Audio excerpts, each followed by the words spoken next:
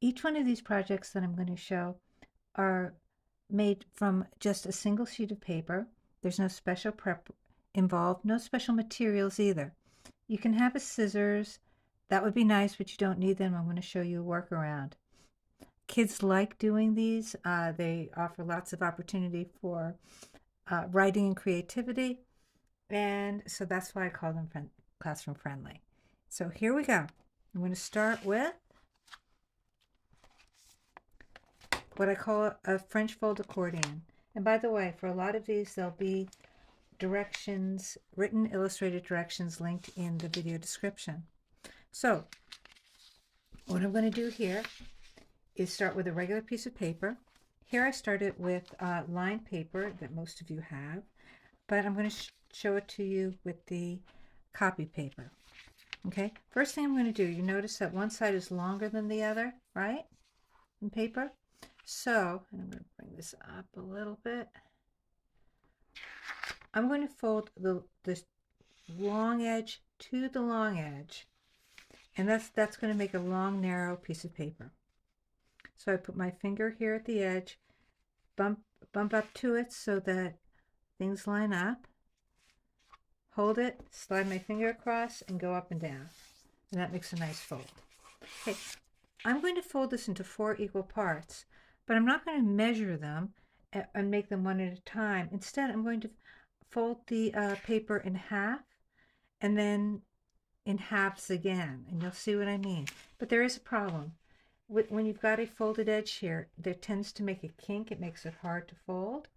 So what I'm going to do is I'm going to start the fold, and sure enough, there's a kink. It's going to make it hard to fold.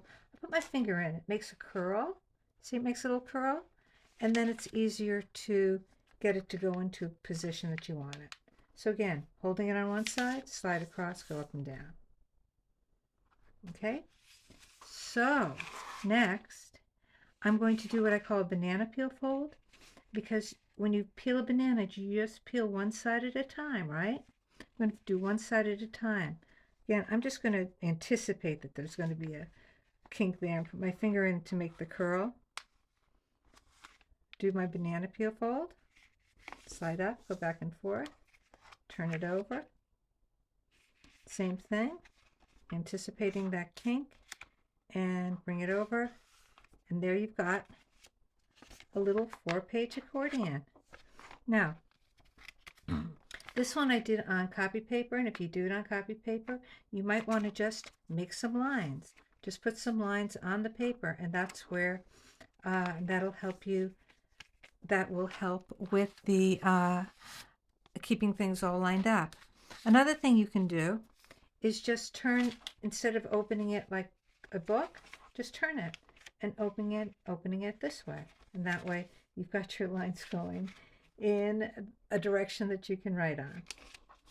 Okay, so let's put our little book in a pocket. Okay, nice little pocket. I'm going to make this pocket out of a regular piece of notebook paper. Again, you'll notice one side is shorter than the other. I need to start with a square. So this is not a square, it's a rectangle. So to make it into a square, I take this short edge and I'll line it up. Actually, I'm going to bring it down. I'm going to line it up at the bottom so it's easier for me to see. I'm going to line it up with the bottom edge. And you see, basically what I've done is I'm folding this corner in half and bring it here, holding it in place, slide up, go back and forth. And you may not think this looks like a square. It may even look less than like a square than it did before. But if I draw this line right here, where the edge of the paper meets the paper beneath, you can see that everything over to here is a square. So how do I get rid of this part?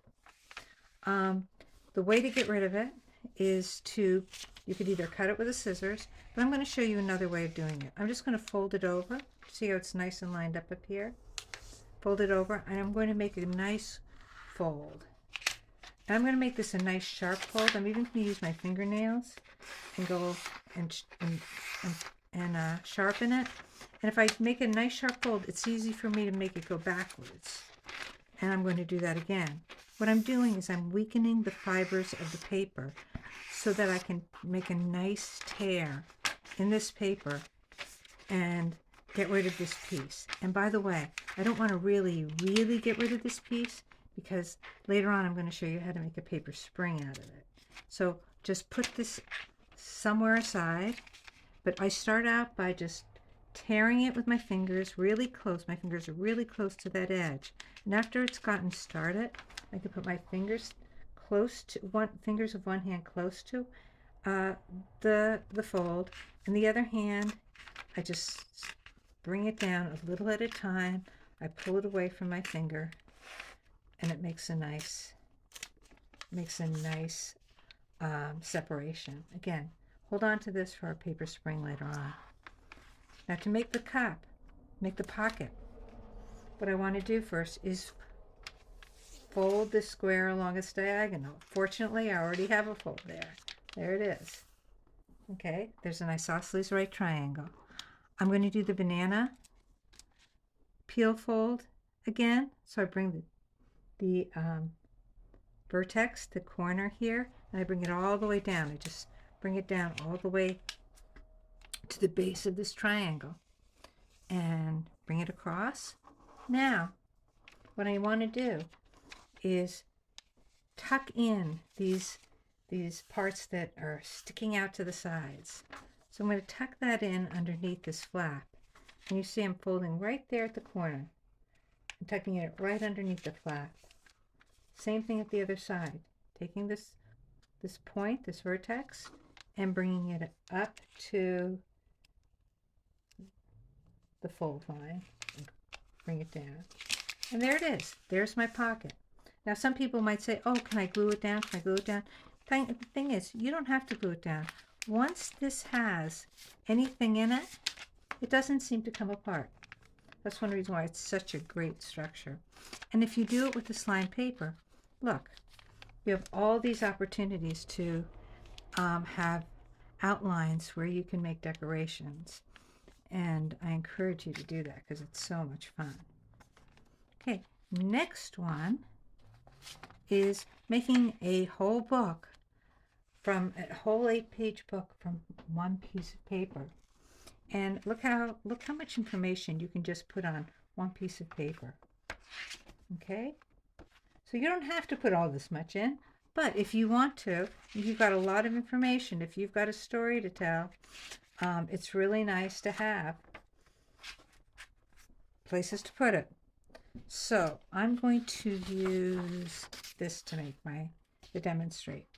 All you do with this is, again, notice you've got a short edge and a long edge. I'm going to bring the short edges together.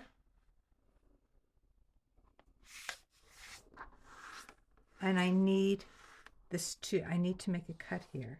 So instead of making a cut, I'm going to again demonstrate tearing it. I made a nice sharp fold.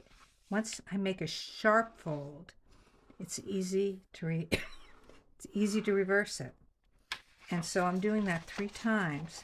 This is weakening the fibers of the paper so it's easier to tear. Now I'm going to start off tearing it a little bit with both hands, and then take one hand and keep it near the fold, the other one I'm pulling away.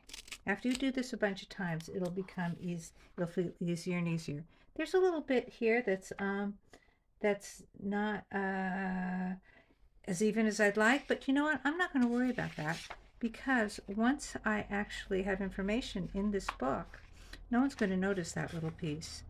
And what's most important about these books is what's on the pages. So there you have it. A book that will have all sorts of places to write words and make pictures. And this is a good one to do with notebook paper because it'll already have the lines on it. Okay. Oh, and one more thing.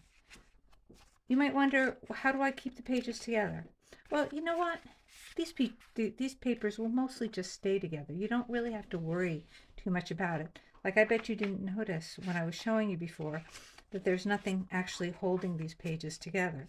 If you're careful and mindful with them, they'll stay together, especially if you put them in the little pocket that you made. If it has a little pocket, those pages are not going anywhere.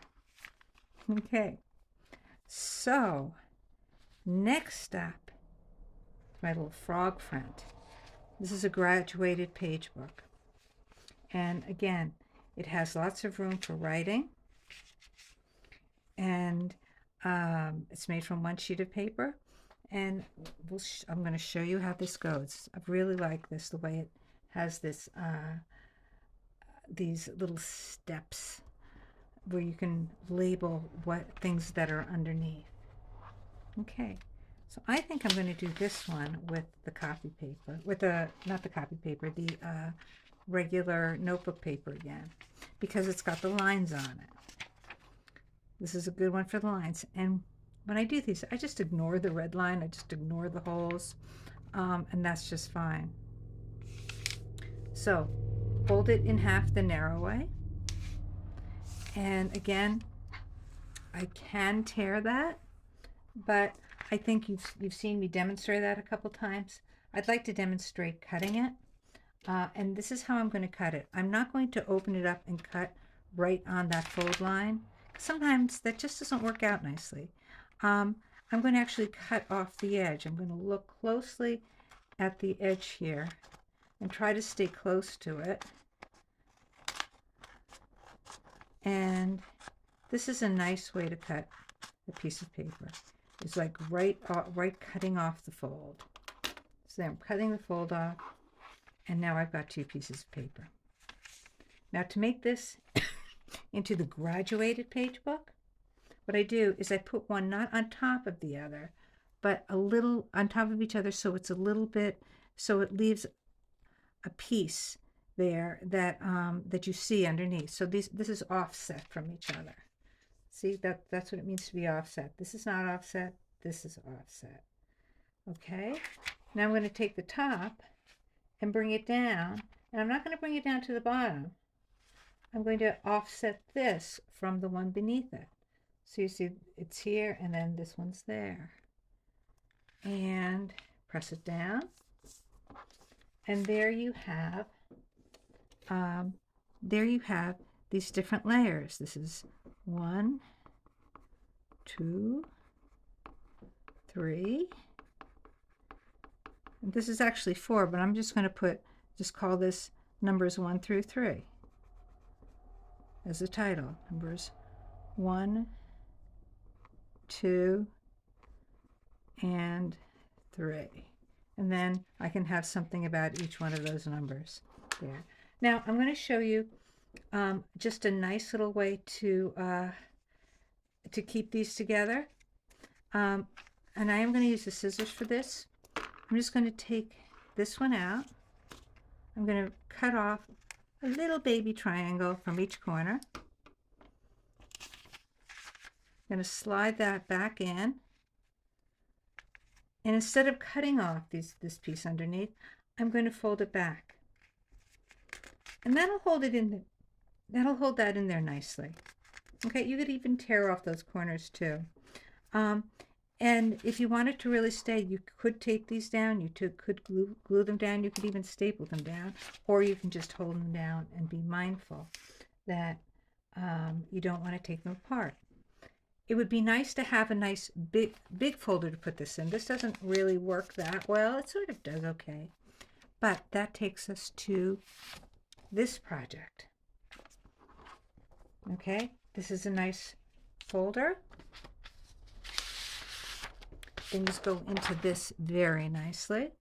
Look how nicely that fits in. There we go. There's Mr. Frog sticking out. One piece of paper. Fold short side to short side. And if you've ever made paper airplanes, this will be familiar. If not, just watch. What I'm doing is I'm just bringing this half of the paper to the fold. See how I'm bringing that down right there to the fold?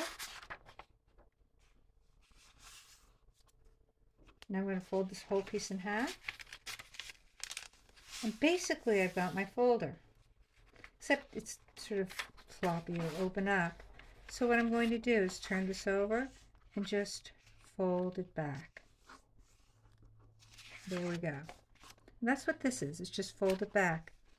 And it holds together just fine. You can put a little piece of tape here or a little bit of glue here. Another thing that's kind of nice to do, if you want things to stay secure but you don't have glue, but you might have paper clips around, right? You can just put a paper clip here and a paper clip here, and that way things definitely won't fall out. Okay, you could even go a little bit behind the paper clip. Okay, so is that enough? Well, maybe it's not enough, because I said something before about a paper spring. And what I'm going to do to make my paper spring is I'm going to use this leftover piece from the paper pocket, the Origami Pocket. I'm going to put it in half. Again, you can cut it, or you can tear it the way that I showed you. And this is a glueless method of making a paper spring. What I start off with is something that looks like an L. I'll make it look like not something like an L. I'll make it into an L. That's good. And then I'm going to make a happy face here. That happy face is kind of important because it tells me if I'm doing my folding okay. What I'm going to do here is take the part that's on top, the paper that's on top, and I'm going to fold it behind. Okay? Now I'm going to take the other piece and fold it behind. And the reason I put the happy face on here is to remind me never to go in front of it. If you lose the happy face, you're not going to get a paper spring. So you're always taking the piece that's next. You just go back and forth and keep putting it behind. There we go. And when we get to this end where it's sort of uneven, it's okay, just keep putting those behind.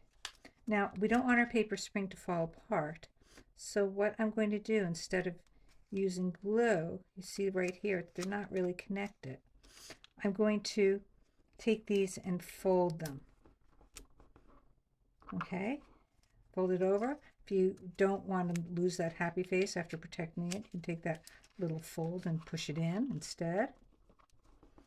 And do the same thing on the back. You take the two pieces, and I'm going to fold them in.